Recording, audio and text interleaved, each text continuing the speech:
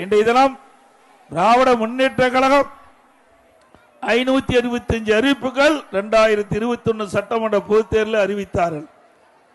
இதுவரை ஒரு 10% அறிவிப்புகளோடு நிறைவேற்றப்படவில்லை.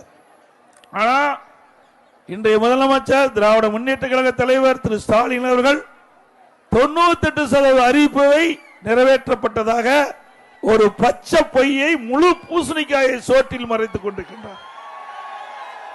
உண்மைதானே? அவர் கொடுத்த வாக்குறுதி நிறைவேற்றிருக்கிறதா? உதாரணத்துக்கு இது கிராமம் நிறைந்த பகுதி. 100 நாள் வேலை திட்டத்தை 180 நாளாக உயர்த்தப்படும் என்று அந்த தேர்தல் அறிவிப்பில் வெளியிட்டார, நிறைவேற்றினாராமா? அப்படின்னா பொய் தானே வாக்குறுதியில் சொல்லியிருக்கிறாங்க, பொய்யான வாக்குறுதி தானே.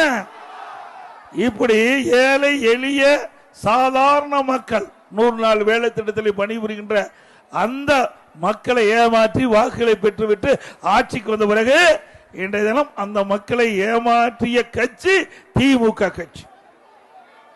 அதே போல மாதந்தோறும் 100 ரூபாய் சிலிண்டருக்கு மானியம் கொடுக்கிறாங்களாமா?